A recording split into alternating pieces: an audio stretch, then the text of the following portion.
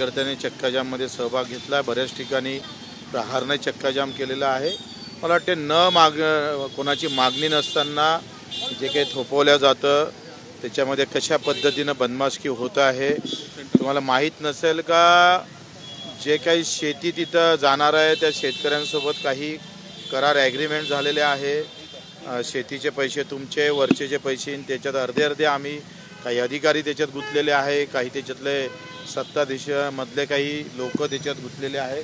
प्रचंड करप्शन आहे। मागणी नसताना लगेच 20,000 कोटीची तरतूदही झाली, 85,000 कोटीची याला मान्यता भेटली। आम्ही शेतकरी खऱ्या अर्थानं जगण्यासाठी पीठ निर्माण करतोय, ते खऱ्या अर्थानं शक्तिपीठ आहे।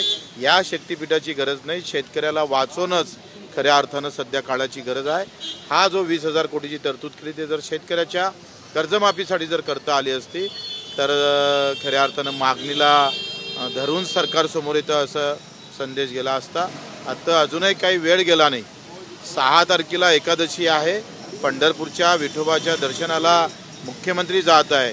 विठोबांनी सुद्धा त्यांना चांगली बुद्धी येऊ दे आणि त्यांनी सुद्धा तिथून शेतकऱ्यांना दिलासा देणारी बातमी पुऱ्या महाराष्ट्राला कळू दे अशी विनंती करतोय।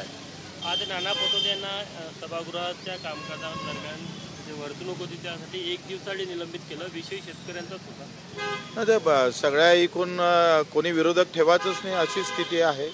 म्हणजे एकंदरीत आणीबाणीपेक्षाही ही जी काही भूमिगत आणीबाणी आहे, म्हणजे विरोधात असले तर ईडी लावायची, ईडी लागत नसेल तर पक्षात घ्यायचं, पक्षात घेतलं तर ईडी काय सगळे प्रकरणं संपून टाकायचे। आता भाजपची एकंदरीत ही रामराज्याची वेगळी कल्पना मांडत आहे भाजप। लोणीकर आणि त्याच्यानंतर कृषी मंत्री यांनी जे शेतकऱ्यांबद्दल जे वक्तव्य केलं त्याबद्दल माफी मागावी अशी मागणी नानांची होती। ते अध्यक्षांच्या आसनापर्यंत गेले, त्यामुळे निलंबनाची कारवाई। त्यांनी माफी काय, त्यांना तर ठोकायलाच पाहिजे।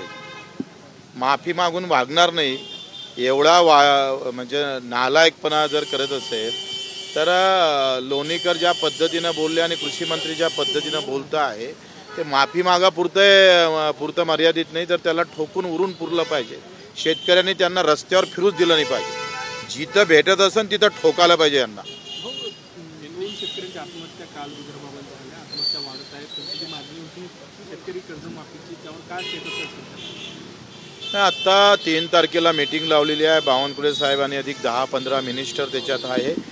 त्यामध्ये मीटिंगमध्ये काय निर्णय होते, कशी समिती कधी स्थापित होतं, त्याला कसा वेळ देतं आणि मग निवडणुकीच्या आधी होते का नाही होत, जिल्हा परिषदच्या निवडणुका आहे, नगरपालिकेच्या आहे, त्याचे परिणाम भाजपाला भोगावं लागेल। जर कर्जमाफी नसेल, शेतकऱ्यासाठी निर्णय घेत नसाल तर शहरातले लोक आणि ग्रामीणमधले लोकसुद्धा तुम्हाला मतदान करणार नाही। तो झटका दाखवल्याशिवाय राहणार नाही। भाऊ, शक्तिपीठ महामार्गावरून सरकार मागे येण्याची भूमिका सध्या दिसत नाही, त्यामुळे इथून पुढे आता तुमची आम्ही तर पूर्ण ताकदीनं उभं राहू, त्याची काही सध्या गरज नाही आहे। आणि मला वाटते हे तपासण्या झाल्या पाहिजे। सगळ्या शेतकरी ज्या शेतीतून ते मार्ग जातं त्या शेतकऱ्याला कॉल कोणाचे आले, कोण संपर्कात आहे, कोण जमीन कधीपासून घेतला, हा अंतर जो करप्शन आहे ते फार मोठा आहे।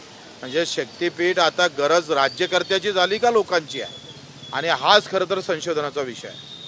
विजयी मेळावा आहे दोन्ही ठाकरे बंधूंचा, तुम्ही त्या आंदोलनाला पाठिंबा दिला होता, तुम्ही आता विजयी मेळाव्यात सहभाग घेणार का? मला वाटते मराठी भाषेसाठी केलेला जो काही आंदोलन होतं त्याच्यात यश प्राप्त झालेलं आहे। आता मराठी शेतकरी मजुरांसाठी मला वाटते दोनही भावांनी एकत्र होऊन हा लढ्यात सहभागी झाले पाहिजे आणि मग आम्ही लागन तर शेतकऱ्यांकडून त्यांना आम्ही विशेष सत्कार म्हणून त्यांच्यासाठी आम्ही जाऊ।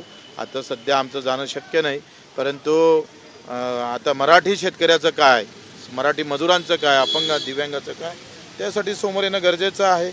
म्हणजे अस्मिता अस्तित्व आहे, पण आता पोटात भाकरच नसेल तर तो जगन कसा आहे हा प्रश्न आहे। उद्धव ठाकरेंनीच राज ठाकरेंना कळलं होतं, त्यामुळे त्यांना बाहेर पडावं लागलं, पक्ष काढावं लागला असं नारायण राणे म्हणाले। तुम्ही कसं पाहता या सगळ्या परिस्थितीत? एकत्र नारायण राणे बोलत राहतात, ते काय नारायणासारखं आहे काम त्याचं, त्याच्यानं ते महाभारतातली